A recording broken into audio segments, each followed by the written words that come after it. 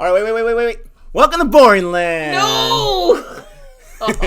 Nick here. Gay. All right, so for our wonderful friends here in Boring Land, we have a video that has been requested for such a long time. Right. And it's not that we think we're too cool, and we'll get to when we get to it. We just got so much to do. So many videos. But we are checking out Geography Now, India. And I'm super excited for this because as teachers, we mentioned before, we love to learn. I love to learn. Right. India is such a large country, such a heavily populated country with so much cultures. We've been watching so many movies and shows based on this country that it's time for us to learn about geography. That is one thing that American students are lacking immensely. I forgot what video it was, but I was reading the comments, and the one guy was like, I think it was one of the movies and or reviews. It was like, oh yeah, I think that's I forgot where he mentioned. I think it's up by Russia or somewhere. And it was like, dude, sorry, completely different. You know, as Americans, yeah, we are horrible at geography. But I digress. You know, it's funny. When I went to college, I remember taking a course, and it was like Geography 300 or whatever. And they were talking about how geography doesn't just encompass the physical geography, but then you talk about the lithosphere, you talk about the biosphere. There's so many different aspects. I took it because I thought it was an easy class. You know, come on. Those guys, those of you who have been to college, you always like, okay, geography or chemistry. But it's about what interests you. That interests me. So that would be an easy class. But I already took my I already took my electives on actually History 101 and 102. Right. That was a lot of fun too. But without further ado, let's get into this. Before we do, if you like what you see, go ahead and do some of this. Thumbs up. Go ahead and do some of that. Subscribe. Go ahead and check out the Patreon page because you have all this kind of money. You want to help support someone, you might as well help us out. Ching ching. You know, drop the other ones that you Patreon for and hook us up. But let's get into Geography Now, India. Here we go. Boring Reviews. Bueller. All right.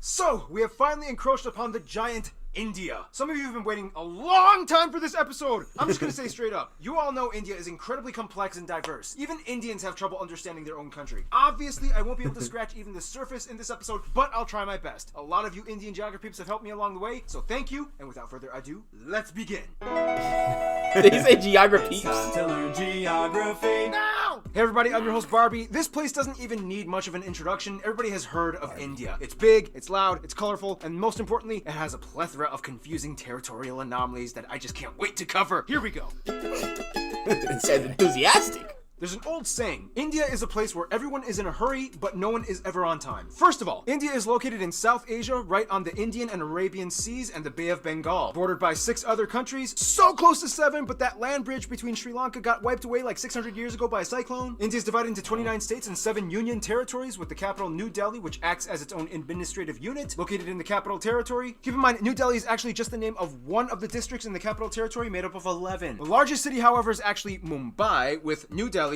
Bangalore or Bengaluru, and Hyderabad following after. However, the 4 busiest airports are Delhi Indira Gandhi International, Mumbai's Chhatrapati Shivaji International, Bengaluru's Kempe Gowda International, and Chennai International in the south. You know why I'm smiling. This is my favorite part of any episode we ever make. Territorial anomaly time. India is loaded with strange borders and deliciously complex demarcation lines. First of all, what exactly is a union territory? In the simplest way I can put this, union territories are places that are too distinct to be incorporated into a state, but too small to have their own local governments. The first one, of course, is the Delhi National Capital Territory, where the capital lies. Chandigarh is a post-independent city constructed to replace Lahore as the capital of the Punjab area after it was split up between India and Pakistan. Then you have the island territories, the smallest one, Lakshadweep, and the Andaman and Nicobar Islands. The Andaman Islands being home to one of the last uncontacted people groups on the planet, the Sentinelese tribe, whom have been hostile to visitors and are therefore left alone, as well as the Nicobar Islands, which actually used to be a short-lived colony of Denmark. Finally, the 3 remaining territories are former European European colony towns and ports. Dadra and Nagar Haveli, Daman and Diu, which are separated by about 200 kilometers across the Gulf of Khambat, and the most confusing Union territory, the French-speaking Puducherry, which is actually split up between 4 district cities across India: Karikal, Mahe, Yanaon, and Pondicherry. Pondicherry is strange because it has 11 enclaves within the Tamil Nadu state. Oh, and in this area you can also find that experimental hippie-ish commune with a little bit of controversy. Look it up. Oh, and don't forget, here, the eastern states, also known as the Seven Sisters, are connected by this incredibly narrow 27-kilometer wide pathway known as the Siliguri Corridor. This pathway is like a crucial artery that completes the India puzzle. Or so you would think. Now let's discuss the juicy stuff. Now, in the China episode, I already talked about the disputed areas with India, such as Aksai Chin and Arunachal Pradesh. The latter pretty much just belonging to India as it's almost completely inhabited and operated by Indians. So let's move to the other disputes. Now, as of 2015, the Bangladesh episode is already outdated as India and Bangladesh have finally come to an agreement over the frighteningly complex former enclave-exclave dispute. In the end, India only lost about 40 square kilometers of land to Bangladesh, and now only a few enclaves and exclaves exist. Now let's head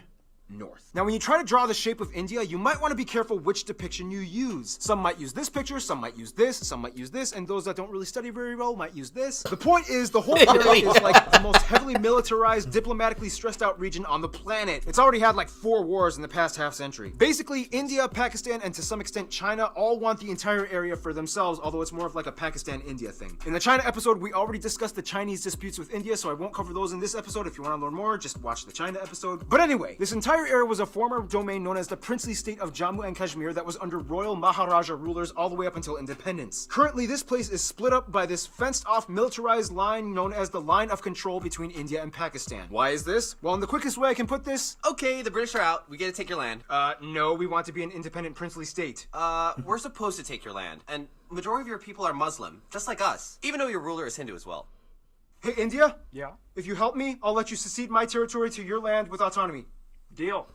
Ha! Your problem now! I love how Mike played India. He totally represents India. Oh, and keep in mind, Pakistan's capital, Islamabad, is less than 80 kilometers away from all that drama. The line of control meanders through the mountains until it stops at a point called NJ9842. This is where things get really crazy, because from there you hit the Siachen Glacier, the second longest non-polar glacier in the world, and this is pretty much the dead man zone. After point NJ9842, you hit the actual ground position line, a series of military outposts that extend all the way to the Chinese border. That means everything in this area is ground zero for the Indo-Pak tension. And you know, the crazy thing is there's actually literally small towns of normal regular civilians living in these areas high up in the mountains, many of which just go about daily life, going to work and raising their families. Otherwise, they have a river dispute with Nepal and various river islands disputed with Bangladesh. Outside of all the dispute stuff though, India not only has the world's second largest road network and 3 of the world's top 10 megacities and their own space program, but they also have a copious abundance of landmarks and notable sites, way too many to list, but some of the ones that you guys, the Indian geography peeps, have told me to mention include places like the abandoned Danush Kodi Ghost City, Golconda Fort, the 4 pillars of Charminar, the Ajanta Buddhist art caves, the Ellora monolithic ruins, Mandu Fortress, the Golden Temple, which feeds over 100,000 people a day, the Gol Gumbaz Mausoleum, the Kalavantin Durg Post, the ruins of Hampi, the hill forts of Rajasthan, Shatrunjaya Hill, which is basically like a mecca for Jains, the Temple of the Bodhi Tree, Jal Mahal, Banghat Fort, the most haunted place in India, Mahabat Maqbara, and keep in mind, just like in China, you can find a Great Wall of India in Rajsamand. There's also the Paritala Anjaneya Temple with the largest statue in India depicting Hanuman, and at over 150 acres, the Sri Rangan Attaswamy Temple, the largest Hindu temple in the world. Oh yeah, and there's also that building with the stuff in the thing, whatever. Anyway, we could go on for centuries talking about India's rich constructed domicile, but what it lies on top of is even more fascinating.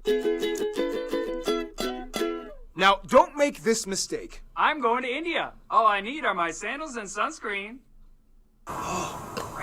Now, as the 7th largest country in the land area, India has a wide range of landscapes, climates, and elevations that all contrast from one corner to the other. First of all, let's talk about the north. India sits on the Indian tectonic plate that essentially smashed into the Eurasian plate, which in return created the largest mountain range in the world, the Himalayas. The force is so strong that it's estimated that the Himalayas grow about 2.4 inches or 6.1 centimeters every year. This is also where we can find Kanchenjunga, the tallest mountain in India, or the 3rd in the world, right on the border of Nepal. Keep your eye on these mountains. These are pretty much the source of most of India's major rivers rivers that give life to the whole country. That's why India takes these mountains so seriously. You can also find the largest natural lake, Wular, up in the Jammu Kashmir area. Below the Himalayas, you reach the North Indian River Plain, sometimes referred to as the Indus Ganga. This is the most fertile part of India where the most important rivers like the Ganges and its tributaries flow. Heading a little south, you reach the Satpura and Vindhya ranges that pretty much divide North India from South India. On each side, you get the West and East Ghat Mountains, which in return creates this massive triangle thing called the Deccan Plateau. This place is moderately forest, especially in the east in the Chotra Nagpur Plateau, where you get a section of the swampy Sundarbans that they share with Bangladesh. Check out the Bangladesh episode. Head a little west and you get the dry Thar Desert along the border with Pakistan, as well as the Rann of Kutch, known as the Salt Desert. And finally, the only active volcanic area would be the Andaman and Nicobar Islands, with Barren Island having actual conical eruptions and Bharatan having tame mud volcanoes. Now here's the thing, although India has a relatively high population density, they do relatively well with maintaining their ecological footing. In fact, in 2016, they beat a world record by planting, disputably, 50 million trees in one day. They've also agreed to reforest about 12% of their country by 2030. The most heavily forested area being the Seven Sister States in East India. Now, one of the factors that contributes to this would be the fact that India has the lowest meat consumption in the world, with the highest population percentage of vegetarians at around 40%, most of whom are lacto-vegetarians that consume milk products. By the way, in India, when buying groceries, this label means vegetarian and this one means not vegetarian. Nonetheless, the remainder of the population does typically eat some kind of animal protein, mostly in the forms of seafood or chicken, but almost never beef or pork unless if you are part of the Muslim or Christian minorities scattered throughout the west and east areas. Now, let's talk about the role of cattle, shall we? India has more cattle and livestock than anywhere else in the world at around 330 million. And it's interesting because since they have prevalent Hindu traditions, the killing of cows is illegal in many of the states except for a few, and each state has varying degrees of punishment for committing intentional cow slaughter. Keyword intentional. Cows accidentally get hit by cars all the time. Once a cow is too old to produce milk, it typically is released into the open to die naturally in the wild, ideally. Nonetheless, male cattle get it much worse, as they are deemed as kind of useless. Some places use them as draft animals for labor, some religious sects use them as sacrifices, but otherwise they are typically sold to the underground market for beef or hides. To this day, there are about 6 times as many female cows as male cattle in India, so that means, yeah, something's happening to the males. Nonetheless, India does have the 3rd highest carbon emission rate after China and the US, 4th if you consider the EU. However, emission per capita, they rank pretty low at only about 2 kilotons per person. Contrast that with Qatar at about 40. There are 94 national parks, 501 animal sanctuaries across the country where you can find some of the national animals like the peacock, the Ganges River dolphin, the king cobra, the Indian elephant, and the highest population of Bengal tigers in the world, which are all highly protected. India also has the most irrigated land in the world, which allows them to become the #1 producer of multiple products like millet, bananas, lemons, limes, mangoes, ginger, chickpeas, milk, butter, fennel, jute, and about 75% of the world's spices alone come from India. Speaking of which,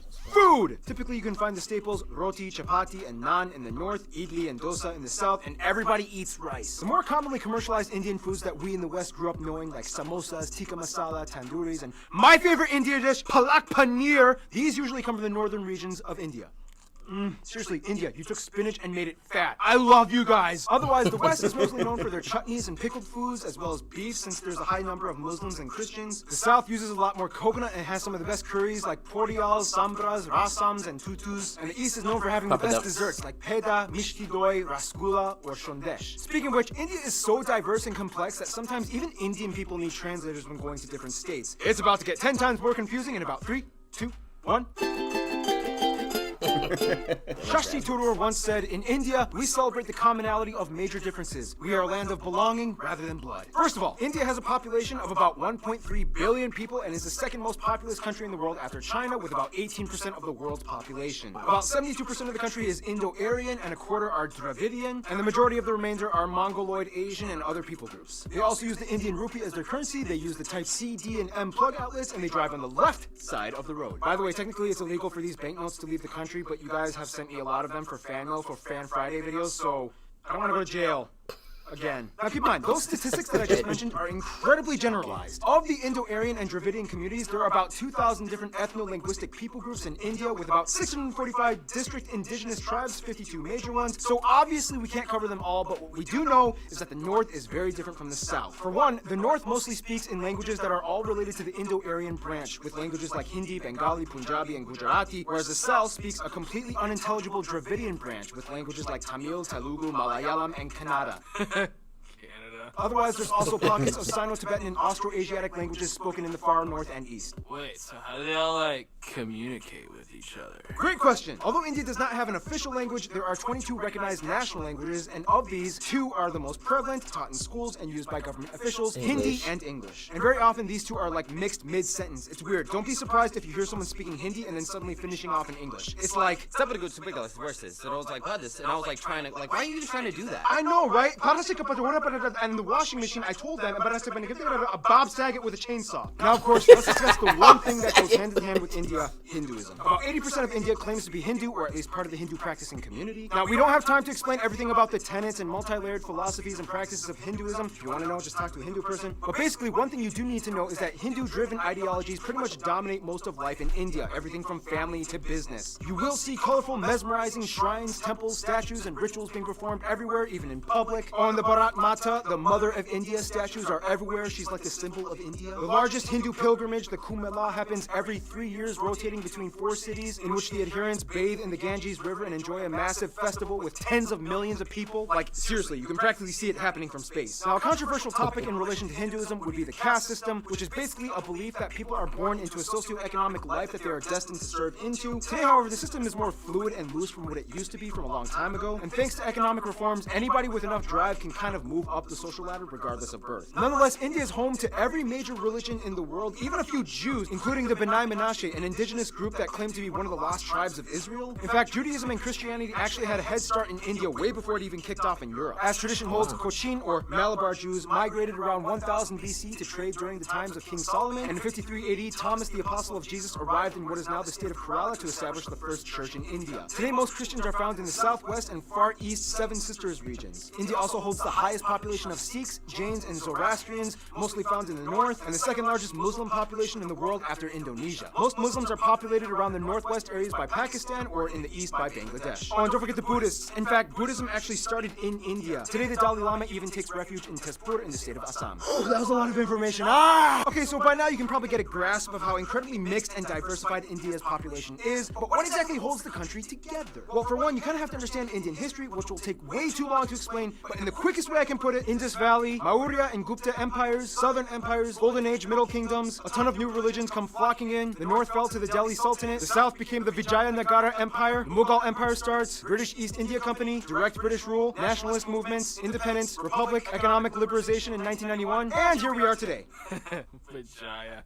Essentially, India used to be made up of around 500 smaller royal princely states, and when the British came in, they kind of exploited them to manage such a huge population. Although India is a democratic federal republic and the largest democracy in the world, the old royal families still exist today, and although they have no political power, they hold high positions of influence in their communities across India. So today, technically, you could meet someone that would be considered an Indian prince or princess. Nonetheless, the biggest thing that really united Indians in the past 2 centuries would probably be their hatred of British rule. It was kind of like, Well, this is not cool.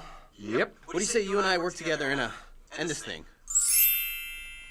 essentially, one good thing you could say that came out of imperialism was that it kind of stopped all the internal squabbling and unified the groups towards one common goal, to get rid of imperialism. Today, Indians are just proud to be Indian. I mean, a Tamil soccer player can get cheered on by a Rajasthani, a Punjabi pop star can sell out tickets in Orissa. Speaking of which, all Indians love movies and music. India has the second largest film industry in terms of volume, pumping out nearly 2,000 films per year. Surprisingly, Nigeria pumps out more. However, the box office revenues grossed out at only about $2 billion annually compared to Hollywood at over $10 billion. But still, it's impressive. And keep in mind, it's not just Bollywood, but it's also Tollywood, Gollywood, Collywood, Pollywood, and so on. There's like 20 different woods in India. Oh, and like every movie in India has at least one scene where everybody breaks out in song, and there's almost always a happy ending. Unfortunately, mainstream media has also put an aesthetic strain on many of the people, as it's almost become an obsession to be light or fair-skinned, causing people to go so far as to buy skin bleaching. We saw that in Some other controversies include things Gully like Boy, illiteracy remember? being an issue in many parts of the country, especially in the rural areas. But I mean, come on, when your country has literally hundreds of different writing systems, go figure. I mean, give them a break. Also, many of you guys, the Indian geography groups, have asked me to bring awareness to the fact that India does unfortunately have some of the highest rates of human trafficking and child slavery. The government is trying to crack down, and culture is slowly being reformed, but for now, it's a sad reality that still does exist. Hey, here at GN, we talk about the good and the bad. I'm just saying. Otherwise, sports do definitely tie everyone together as well, especially cricket, the national sport. Even though they also used to do really well in field hockey, India also has a lot of their own indigenous sports like Dokkel in Assam, bull racing in Kerala, Insuknar, rod pushing in Mizoram, and Malakamba, the strange pole yoga gymnastics thing in the south. Otherwise, some notable people from India or of Indian descent might include people like Siddhartha Gautama or the Buddha, Mahavir, Ashoka the Great, Prithviraj Chauhan, Aurangzeb, Shivaji of the Maratha Empire, Mohandas or Mahatma Gandhi, Indira Gandhi, Subhash Chandra Bose, Jawaharlal Nehru, Rabindranath Tagore, C.V. Raman, Satyendra Nath Bose, Bhagat Singh, Dr. APJ Abdul Kalam, Shah Rukh Khan, Amitabh Bachchan, Amir Khan, Salman Khan, Priyana Chopra, Ben Kingsley, Sundar Pichai, Satya Narayana Nadella, A.R. Rahman, Sachin Tendulkar, and Mahendra Singh Dhoni. There's also literally millions of other famous people I missed out on. If you want to mention them, please, there's a comment section below. Use it. In the meantime, we gotta finish this info marathon, shall we? Ben Kingsley was in the Indian? I didn't know Now, no that. surprise, India is huge and therefore has a huge international outreach when it comes to diplomacy to almost everyone, except their immediate neighbors. First of all, countries with large population percentages of Hindus and Indians like Fiji, Guyana, Suriname, Trinidad and Tobago, Mauritius, and Malaysia typically stay close to India's roster of go-to friends. They enjoy cordial relations with trade. Now, the UK may have left on a sour note, but they still have a lot of ties to their former colonizer in terms of business and tourism. India is still part of the Commonwealth, not Commonwealth realm, there's a difference, and the UK has over 1.5 million citizens of Indian descent. As mentioned in the China episode, China is kind of like India's I'm only here to do business with you and nothing else friend, as drama still hasn't subsided in regards to the territory conflicts. Now, when it comes to the US, things started kind of sour back in the 70s during the Indo-Pak War of 1971, when the US sided with Pakistan, their arch nemesis. Today, relations have cooled off. Mostly, the US supports India's move towards democracy and is a key ally in the military conflicts in the Middle East. When it comes to their best friends, however, most of the Indians I talked to have said Russia and Bhutan. Russia because during the Indo-Pak Wars, Russia came in and supported them, and ever since then, each country has held a high position of respect for the other, especially as global superpowers. Bhutan and India signed a treaty of friendship almost immediately after independence. The two countries have shared interests and a currency-pegged system as well. Bhutan even supported the annexation of their cousins in the Sikkim state into India, as it gave a nice buffer of land from China's stake to their claim. In conclusion, you will not find anywhere else on Earth like India. Thousands and millions of people inhabiting a colorful, majestic, green, slightly gritty at times slab of Earth, blessed and cursed in so many ways, yet wonderfully harmonized, mostly in a unity unlike anywhere else. In the end, that's India. Stay tuned, Indonesia is coming up next. Man, Wow, that was informative. man alive. So that guy talks so fast. I was just saying. Doesn't skip a beat. I'm sure there was some edits in there, but he talks so fast, so accurately, so much information. I mean, my hat is off to you, brother, because that is impressive, and because you're letting us react to your video. Again, my man almost sounds like he's a New Yorker. You talk about I talk fast. Wow, that guy talks fast. There's a lot of information there I did not realize. I mean, some that I did. But the thing about India is that I knew it had a very, very old history. Like, you know, relatively speaking, America's young. You know, we're still in our infancy. Our country's a little over 200 years old, where, you know, India goes back a very long time. And I did not realize that Christianity had gotten to India first before Europe. That's insane to me. Now, Well, proximity, it kind of makes, well, it doesn't really make sense because Europe's not too far to the north. So, yeah, incredible. I mean, there's just so much information to react to. I love was how some of that, not a lot of it, some of that was a little familiar information from things that we've learned so far. As far as the states and the union territories and all that kind of stuff, that was all new. I mean, it's unbelievable. One thing I'm impressed with all this Indian content that we've immersed ourselves with the movies and whatnot, is how diverse the culture is and how proud Indians are of their country and of their history. Obviously, their fight for independence, Republic Day, is coming up very soon. It's a very impressive, and I don't know if it's a YouTube thing or whatever, but the people that we are greeted by as far as the comment section and whatnot are nothing but, you know, gentlemen and kind women making wonderful remarks. And so, I mean, it's a country that has a lot of pride and a lot of history and a lot of diversity, and they make really good movies too. Amongst other things, really good food. No, I tell you, from my experience, and again, my part-time job, and I've been at MGM for years driving limos. We just had CES here, which is the big electronics convention. So obviously, a lot of people from that field come in, and I've met people and from India, and nothing but nice, nothing but cordial, and you know, it's funny because I was expecting when they were talking about the food.